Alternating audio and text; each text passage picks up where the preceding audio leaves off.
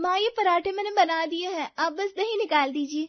जैसे ही प्रिया की मीठी आवाज रसोई में गूंजी, पूरा घर एक हल्की सी गर्माहट से भर गया। ये घर साधारण था, लेकिन रिश्तों की महक इसे किसी महल से कम नहीं बनाती थी।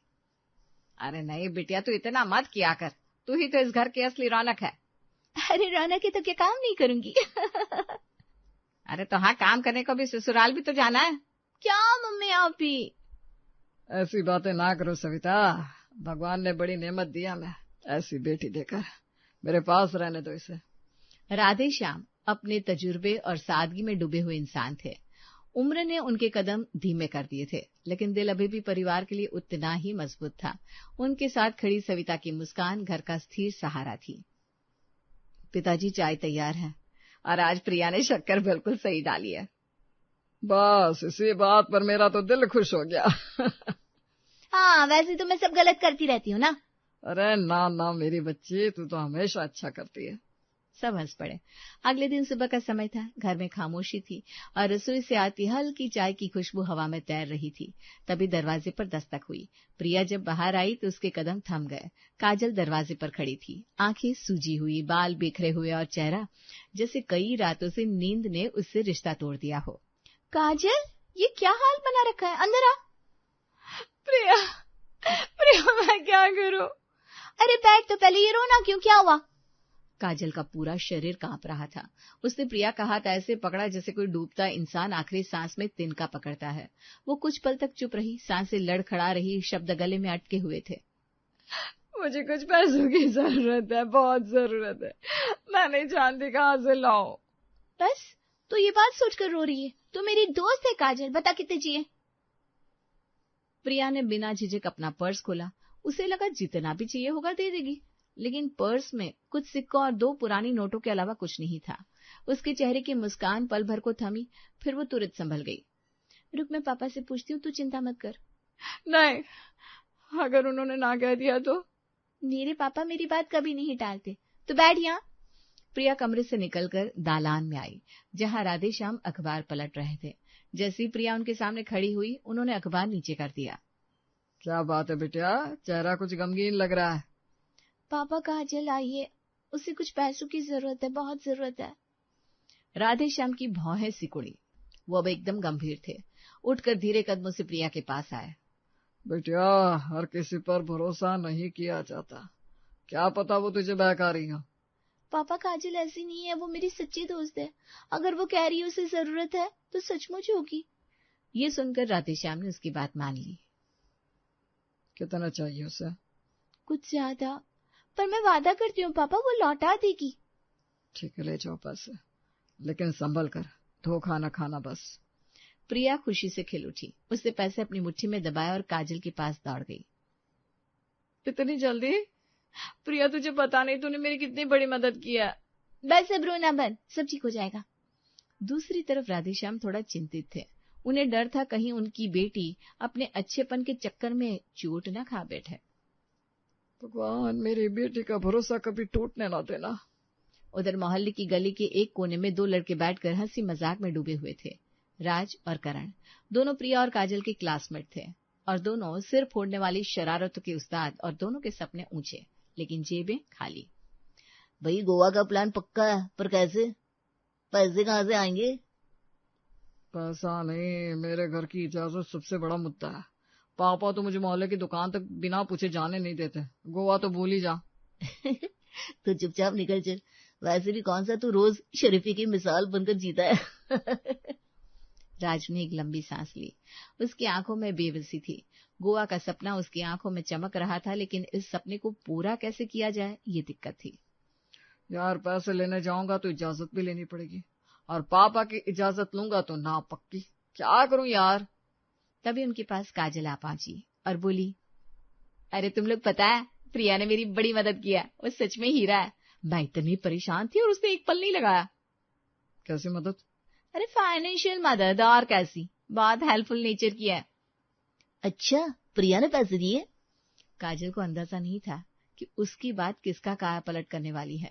वो तो सिर्फ अपनी दोस्ती की तारीफ गाते हुए चली गई, और जैसे उसका पांव उस मोड़ से गायब हुआ, राज की आंखों में एक अलग ही चमक झल उठी, एक ऐसी चमक जिसमें गोवा का नीला सागर भी था और कुछ और भी। क्या हुआ बे, दिमाग में कौन सा ट्यूबलाइट जल गई? काजल ने कहा ना प्रिया मदद करती है बहुत ज्यादा। हाँ तो फिर गोवा सिर्फ सपना नहीं रहेगा, समझा कर यार। राज की आंखों में चालाकी ऐसे चमक रही थी जैसे रात के अंधेरे में किसी बिल्ली की आंखें चमकती है। राज का चेहरा देखकर यही लगता था कि आज कोई बहुत बड़ा तूफान उठने वाला है। अरे बता भी दे, ये खतरनाक मुस्कान क्यों है तेरे चेहरे पर? हम पीजी छोड़ देते हैं। क्या सिर फिर गया है क्या? पीजी छोड़कर रहेंगे कहाँ? अरे वही जगह जहां अभी काजल गई थी, प्रिया के घर। करण की भौं ऊपर उठी। उसके चेहरे पर ऐसा भाव था जैसे किसी ने उसके सामने कोई किस्सा सुनाया हो जिसमें चांद धरती पर उतर आया हो। ओए तू पागल तो नहीं हो गया? कोई लड़की हमें अपने घर क्यों रहने देगी? प्रिया एकदम भोली है, काजल जिसकी मदद ले सकती है तो हम भी ले सकते हैं। हम कहानी रो रो कर सुनाएंगे और वो हामी भर देगी। गोवा जाने के पैसों का इंतजाम हो जाएगा, समझा? तू यार पूरा शातिर निकला। अभी क्या देखा है, चल शुरू करते हैं नाटक। दोनों लड़के चेहरे पर पूरी मजबूरी और आवाज में पूरी बेचारगी भरकर प्रिया के दरवाजे पर पहुंचे। ऐसा लग रहा था जैसे दो दुखों की प्रतिमाएं इंसानी रूप में आ गई हो। अरे राजकरण, ये हालत क्यों है? प्रिया, हमें पीछे से निकाल दिया गया है। हाँ, क्योंकि इस बार हमारे पिताजी ने पैसे नहीं भेजे, हम सड़क पर आ गए। प्रिया का दिल मानो किसी ने हाथ से दबा दिया हो। उसकी आंखों में बेचैनी फैल गई। वो हमेशा दूसरों के दर्द को अपना मान लेती थी और आज इन दोनों के आंसू उसके दिल में तूफान मचा गए। अरे भगवान, तुम लोग कहाँ जाओगे? मैं क्या मदद कर सकती हूँ, बताओ। सुना है तुम्हारे घर का ऊपर का कमरा खाली है, अगर कुछ दिन। बस तब तक जब तक हम कुछ और इंतजाम न कर ले। प्रिया के चेहरे पर एकदम उदासी छा गई और उसके साथ एक मदद करने का जज्बा। उसने तुरंत सिर हिलाया और बिना सोच विचार के अंदर दौड़ गई। ऊपर कमरे की बात सुनते ही उसके मदद देने की इच्छा और भी बढ़ गई। पापा, 2 लड़के पीजी से निकाल दिए गए हैं, ऊपर वाला कमरा खाली है, कुछ दिन के लिए रख लेते हैं तो क्या जाता है? राधे श्याम जी का चेहरा अचानक सख्त हो गया। उन्हें यकीन नहीं हुआ कि प्रिया 2 लड़कों को घर में रखने की बात कर रही है। बेटा, लड़कों को घर में रखना ठीक नहीं है और उनकी कहानी मुझे ठीक नहीं लग रही। पापा, वो बेघर हो गया है, कहाँ जाएंगे? आप तो हमेशा कहते थे कि जरूरतमंद की मदद करनी चाहिए। मदद का मतलब यह नहीं कि हर अनजान को घर में घुसा लो। पापा, बस कुछ दिन प्लीज। वो बेचारे लगभग रो रहे थे। घर की सबसे प्यारी बेटी का चेहरा जब भीगता है तो राधेश्याम का कठोर दिल भी मोम सा हो जाता है। वो भले सख्त दिखते हो पर बेटी के आंसू उनकी कमजोरी थे। ठीक है, पर सिर्फ कुछ दिन, और मैं देख रहा हूँ सब। थैंक यू पापा, मैं अभी बताती हूँ उन्हें। राज और करण नीचे ही खड़े थे और उनकी चालाक आंखें आधा जवाब प्रिया के चेहरे से पड़ चुकी थी। जैसे ही वो मुस्कुराकर बाहर आई, दोनों के चेहरों पर नकली आंसुओं की जगह असली खुशी फूट पड़ी। आ जाओ, पापा ने हाँ कर दी है। तुमने हमारी जिंदगी बचा ली प्रिया। हम ये एहसान कभी नहीं भूलेंगे। घर में उनके आने से माहौल नया सा लगने लगा। सविता और शांति दोनों ही दुनियादारी में भूली थीं। लड़कों की कहानी सुनते ही उनका दिल पिघल गया। बेचारे, खाना खाया तुमने? नहीं आंटी, सुबह से एक दाना नहीं खाया। अरे ऐसा कैसे? बैठो, मैं कुछ लाती हूँ। इधर राधेश्याम दूर खड़े दोनों को गौर से देख रहे थे। उनके चेहरे पर वो शक साफ लिखा था जिसे कोई मिटा नहीं सकता। उन्हें लग रहा था कि इन दोनों की कहानी में कुछ तो गड़बड़ है। ये कुछ और ही था, कुछ बनावटी। उधर ऊपर कमरे में बैठे ही राज और करण एक दूसरे को देखकर ऐसे हंस पड़े जैसे कोई बड़ा खेल जीत गए हो। रहने का तो हो गया, खाने का क्या? अरे जैसे अभी खाना वैसे ही खाएंगे। घर की औरतों को थोड़ा सा मक्खन लगाना पड़ेगा, बस खाना खुद दौड़ कर आएगा। मतलब? यानी मीठी बातें, इमोशनल उदास चेहरे। आंटी, आप बिल्कुल मेरी माँ जैसी है। फलाना ठिमकाना, बस देखना कल से थाली खुद आएगी। वैसे भी इस घर की सारी औरतें मुझे दिमाग से पैदल लग रही है। दोनों सविता के पास पहुंचे। आंटी, आप ना हमारी माँ जैसी है। आपकी रोटी में माँ वाला प्यार मिल जाता है। जैसे ये भारी भरकम डायलॉग सविता के कानों में पड़े, उनकी आंखों का कोना अचानक गीला सा हो गया। सालों से वो अपने बेटे राजन के घर लौटने का इंतजार कर रही थी और आज अचानक दो अनजान लड़कों ने उनके दिल का वही कोमल हिस्सा छू लिया था। उनका दिल ऐसे पिघला जैसे गरम रोटी पर मक्खन। अरे बैठो बेटा, मैं तुम्हारे लिए गर्मा गर्म खाना बनाती हूँ। तुम लोग तो भूखे मर गए लगते हो।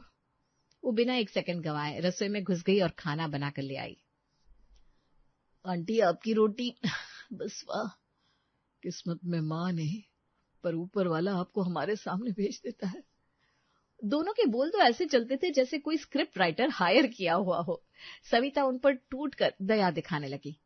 काम हो या खाना, वो दोनों को बच्चे समझकर उनका हर काम खुद करने लग गई। राज और करण बहुत खुश थे। ये तो बस शुरुआत है, देखिए आगे क्या होता है। अब निशाना थी शांति, घर की बहू। वो दिन भर अकेली रह जाती थी, काम और जिम्मेदारियों में उलझी हुई। दो जवान लड़कों की मीठी मीठी बातें उसके मन की थकान पर हल्की हल्की मरहम जैसी लगती थी। भाभी, अगर आपको बुरा न लगे तो एक कप चाय मिलेगी, सिर ना दर्द से फटा जा रहा है। और भाभी, वो जो हमारा टी शर्ट है ना, थोड़ा धुलवा दो ना, कल से पहनने को कुछ भी नहीं है। शांति पहली बार हकलाई पर मना न कर पाई। वो चाय बना देती, कपड़े धो देती और दोनों की तकलीफें सुनते सुनते खुद को भी दयालु महसूस करने लगती। तुम लोग पढ़ाई में इतना थक जाते हो, खाना भी ठीक से नहीं खाते। मैं हूं ना, बता दिया करो मुझे। जी जी जी बिल्कुल। राज और करण कमरे में जाकर ठहाके लगाते थे। शांति भी फंस गई, अब घर में सब सेट। प्रिया तो खुद सोने पर सुहागा थी। राज और करण उसके सामने भूखे होने का नाटक करते तो कभी कभी अपनी जेब के छोटे मोटे पैसे भी थमा देती। ये रख लो, कॉलेज की कैंटीन में कुछ खा लेना। पता नहीं पीजी वाले कैसे लोग थे। धन्यवाद प्रिया, तुम सच में देवी हो। कुछ दिनों बाद राज और करण ने नया तांडव सोचा। उन्हें घर में पार्टी करनी थी, पर उन्होंने प्रिया से कहा, प्रिया, हम कल अपनी ग्रुप स्टडी में बच्चों को बुला रहे हैं। थोड़ी पढ़ाई, थोड़ी डिबेट करेंगे। अरे वाह, तो मैं भी साथ में पढ़ लूंगी। राज और करण के चेहरे पर अचानक वो डर आया जैसे किसी चोर को पूछताछ में पकड़ लिया गया हो। नहीं, ये लड़कों की स्टडी है ना, अलग सेक्शन है, तुम कैसे आ सकती हो? हाँ प्रिया, हमारा माहौल ना थोड़ा अलग होता है, तुम्हारे लिए ठीक नहीं रहेगा, अंकल बुरा मान जाएंगे। अच्छा ठीक है। प्रिया को ये बात चुभी। उसने पहली बार महसूस किया कि ये दोनों कुछ अजीब है। वहीं दूसरी तरफ दालान के कोने में खड़े राधेश्याम पूरे दृश्य को मौन होकर देख रहे थे। रात में जब पढ़ाई के नाम पर होने वाली पार्टी शुरू हुई तो हंसी मजाक की आवाजें उन्हें अंदर ही अंदर बेचैन कर रही थी। ये कौन सी ग्रुप स्टडी है जिसमें इतनी बातें हो रही है, वो भी हंस कर? ऊपर कमरे से स्टडी से ज्यादा मस्ती की आवाजें आ रही थी। ग्लास की टकराने की खनक, जोर की हंसी, तेज म्यूजिक। राधेश्याम का शक और गहरा हो गया। वो चुपचाप अपनी छड़ी उठाते हैं और कमरे की सीढ़ियां चढ़ने लगे। आज मैं सब समझूंगा कि माजरा क्या है। वो कमरे के बाहर खड़े हो गए। अंदर से आवाजें साफ आ रही थी। भाई, रोज ऐसा खाना मिलता रहे तो गोवा जाने की क्या जरूरत है? बात तो सही है, मजा आ रहा है भाई। एंजॉय करो, अपना ही घर समझो। तेरी मेरी मेरी तेरी प्रेम कहानी है मुश्किल, दो लफ्जों में ये बयां ना हो पाए। राधेश्याम के पैरों तले जमीन खिसक गई। उनकी आंखों में गुस्सा नहीं, आग थी। वो दीवार से टिक कर खड़े हो गए। तो ये है असली चेहरा, मेरी बेटी को बेवकूफ बना रहा है। यहाँ तो मजे चल रहे हैं पढ़ाई के नाम पर। तभी अचानक राज बाहर आया। वो राधेश्याम को देखकर ठिठक गया, लेकिन फिर बोला, अरे अंकल, आप कुछ चाहिए? तुम लोग पढ़ाई कर रहे हो या मजे? पढ़ाई से ब्रेक लिया है 15 मिनट का, बस यूं ही बातें कर रहे थे। क्यों? कुछ नहीं, जरा धीरे बात करो, नीचे तक आवाज आ रही है। राज को लगा उसने राधेश्याम को उल्लू बना दिया, लेकिन उनके मन में शक बैठ चुका था। वो अगले कुछ दिनों तक दोनों लड़कों के हर कदम, हर झूठ, हर नाटक, सब पर पैनी नजर रखने लगे। एक दिन उन्होंने डायरेक्ट पूछा, राज, करण, एक बात साफ साफ पूछूं, तुम लोग सच में यहाँ क्या कर रहे हो? अंकल, हाँ, आप गलत समझ रहे हैं, हम तो बस पढ़ाई कर रहे हैं। हाँ अंकल, आपके घर का माहौल इतना अच्छा है कि हमें यहाँ शांति मिलती है। पीजी में तो रोज झगड़े होते थे। दोनों की बातें इतनी चिकनी थी कि एक पल को लगता था जैसे वो सच में बेगुनाह है। राधेश्याम ने गहरी सांस ली। उनके चेहरे पर गुस्सा नहीं बल्कि उलझन थी। तुम्हारी बातें मुझे समझ में नहीं आती बेटा। कुछ है जो तुम छिपा रहे हो।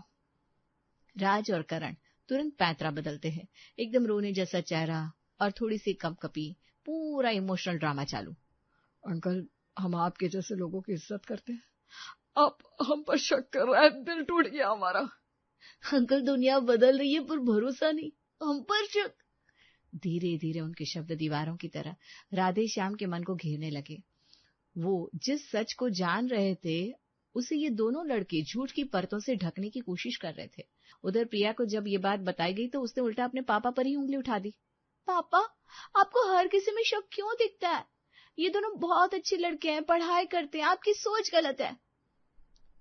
तो अब मैं गलत हो गया बेटा? हाँ, कभी कभी ना आप जल्दी फैसला कर लेते हो। राधे श्याम की रीढ़ में एक ठंडी सी हिरन सी दौड़ गई। बेटी की आंखों में विश्वास नहीं बल्कि जिद थी, जो सच्चाई को देखना ही नहीं चाहती थी। लेकिन वो कहते हैं ना, झूठ की उम्र लंबी नहीं होती। एक रात राधे श्याम बाजार से लौट रहे थे। वो जैसे ही मोड़ पर पहुंचे उनका दिल धक से रह गया। अरे आओ ना, ऊपर कमरा खाली है, प्रिया तो सो जाएगी, मजा आएगा, चलो। आज पार्टी डबल हो जाएगी।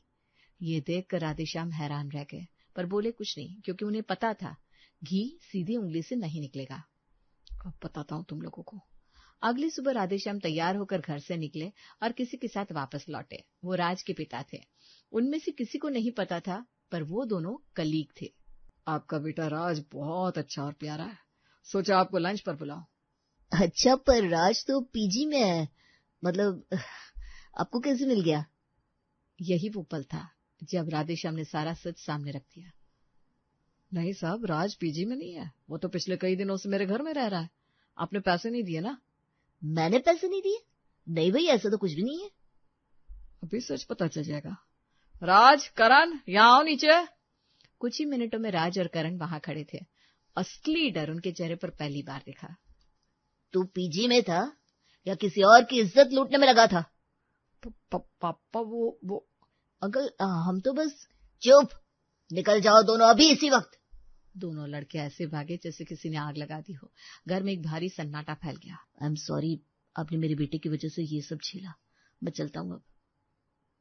प्रिया जमीन पर बैठी रह गई। उसके चेहरे पर हैरानी और गिल्ट की जमी हुई परत थी। वो विश्वास नहीं कर पा रही थी कि जिन लड़कों को वो जरूरतमंद समझ बैठी थी, वे उसके ही भरोसे को तोड़कर चले गए। पापा, पापा, मैं गलत थी, मैं कैसे नहीं पहचान पाई। राधे श्याम उसके पास बैठ गए। उन्होंने उसका हाथ पकड़ा और बोले, बेटा, अच्छा होना बुरी बात नहीं होती, पर बेवकूफ होना बुरी बात होती है। दुनिया में सब लोग तेरे जैसे साफ नहीं होते। कुछ लोग सिर्फ फायदा उठाते हैं। तेरी भलाई तेरे संस्कार है, लेकिन समझदारी भी उसी संस्कार का हिस्सा है। अगली बार किसी पर भी आंख बंद करके भरोसा मत कर लेना। जी पापा, अब मैं समझ गई हूँ। उस दिन के बाद से प्रिया ने मदद करना बंद नहीं किया, पर हाँ, अब वो समझदारी से काम लेती थी और सिर्फ असली जरूरतमंदों की ही मदद करती थी।